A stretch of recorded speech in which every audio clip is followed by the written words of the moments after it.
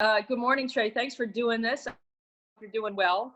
Just to start it off, I'm just wondering, since spring practice was shut down, I'm wondering what you've been doing during this time. Hey, there's going to be a season and I've got to keep myself ready. Yeah, absolutely. Good morning to you too. It's been a crazy world ever since our last spring practice. Everything's been played by ear now. What I've done personally, I've kind of went back home to Viera. I'm staying with my mom and my brother back at home, and we have an old weight room in my garage. We have a lot of fields and Vieras to do workouts in. So I'm just keeping myself in shape, keeping myself, mentally and physically sharp. And I do have hope that we're going to come back and play. There's a lot of good things that are starting to come out. A lot of things that are looking to be on the up and coming. So, I still got hope that we'll have a season. Whether that means, keeping everybody social distance in the stadium, whatever it is. I feel like once everything's safe, I hope we will. Your reaction to Gabe Davis being drafted in the NFL, and do you feel a little added pressure to step up and fill that void left by Davis? I was very excited for him. I was down there and back where he was when there was a draft party, and I actually thought he should have been even drafted higher. Me personally, I feel like he had a really good resume and could have went even higher than when he went. But I'm really proud of him. Getting drafted is something you never take for granted. All you need is an opportunity at the next level to shine, and I feel like he's definitely going to shine. But I feel no added pressure. I feel like I'm really comfortable in this system now. Really comfortable, in the games to just kind of be me. I know the biggest thing that I try to tell the receivers and we talk about as coaches is everybody be the best version of you. Don't try and do any more than you can do. Don't try and be anybody else that's not you. Be the best version of you. And we're all going to feed off each other. So, and I feel like we have a good returning core with Marlon, Jacob, Kayvon, Flash. A lot of dudes that have been around for a little minute to where we could all feed off each other. So I feel like there's going to be no added pressure. We're going to kind of hit the ground running. Kind of how we were even last year. Hey Trey, along those same lines, obviously you're trying to be you. I understand that, but how good would it be to follow his path and go to the NFL? And is that something that you think about? Oh, absolutely. I think that's everybody's goal. I'm very goal oriented. That drives me to get to that next level. And I feel like this upcoming season is gonna be a really good shot for not only me but a lot of people to put themselves on the map. And I feel like for me, I have some things I got to work on, some things I got to improve on. But of course, that's what I'm doing now. Got a lot of time to myself. Got a lot of time to sharpen this iron that I'm building, and hopefully I can put the best product possible on the field. Get me to that level that Gabe's at now. Trey, the D1 Council for the NCAA yesterday came down with the ruling that they're lifting the moratorium on practices beginning on June 1st for football players, football teams. Which would open the door for guys like yourself to come back for voluntary practices on campus. I guess 2 questions on top of that.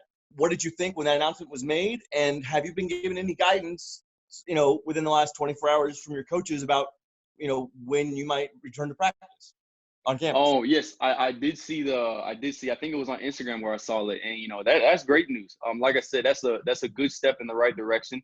I haven't heard anything from coaches yet.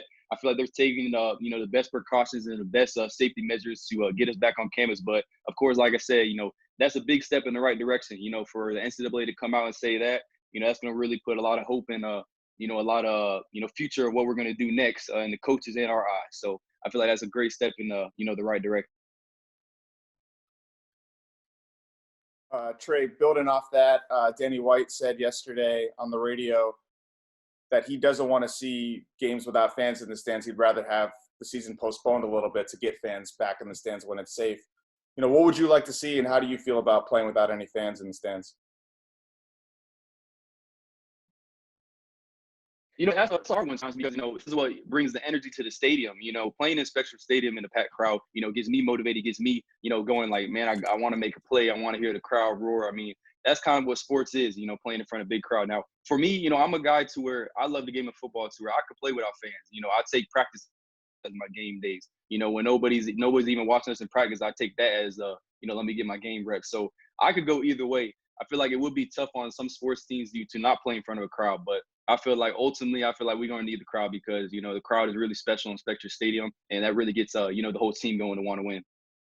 Have the players talked about just, the fact that maybe games might not look like they did last year. For us, some of the players, me and Marlon, me and Jacob, we have talked about it, and playing in front of is going to be really different, especially in the game day uniform, playing another opponent because, used to in practice, and, game day is a completely different field than practice. But I ultimately, like I said, could do either one. I could play in front of no crowd. I could do whatever I got to do to put UCF on the map and, help this team win. I'll do it. But I will say it will be a completely different feel with nobody in the stands. It'll kind of just be like just an upgraded practice. So it will definitely be different. Tre, you only had a couple of practices during spring. I don't know if you're able to evaluate your progress, but how do you think you got better since the end of the season? And what growth have you seen from Dillon Gabriel? Yeah, absolutely. I feel like the whole offense in general grew when it comes to making the right decisions on, whatever play call was made.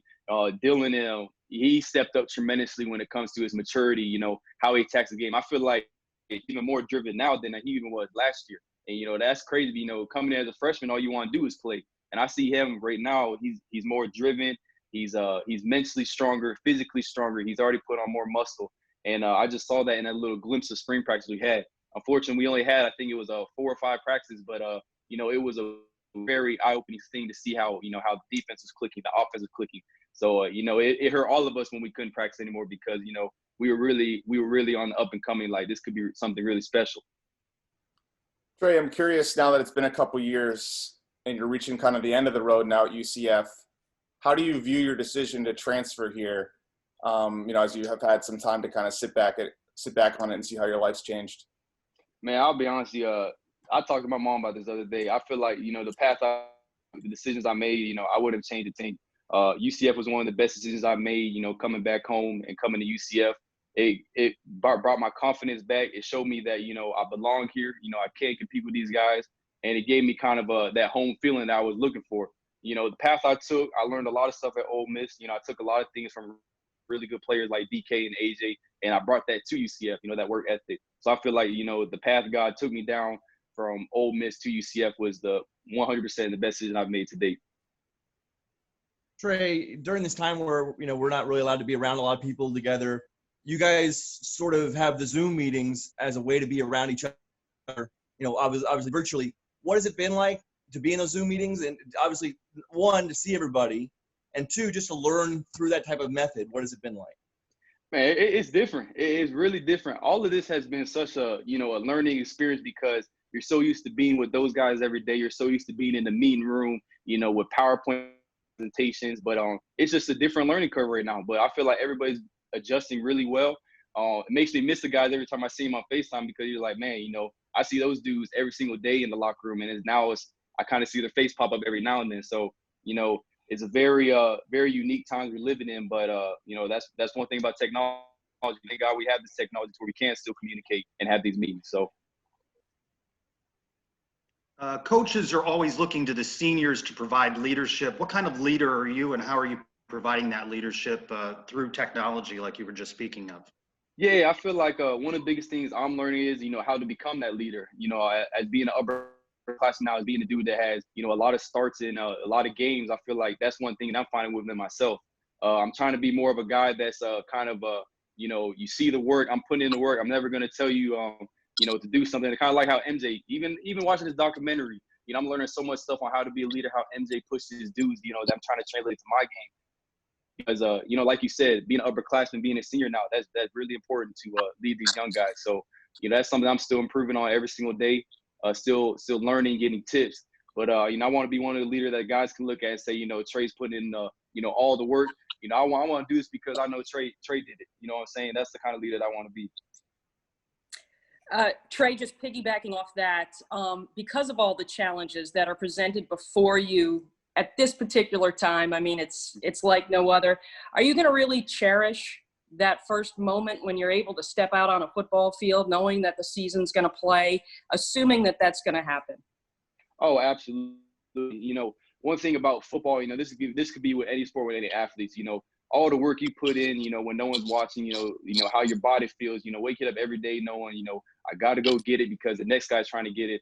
There's not a better feeling than, finally getting to the football field and say, wow, I can finally, let everybody see what I've been working on, let everybody see what UCF's all about.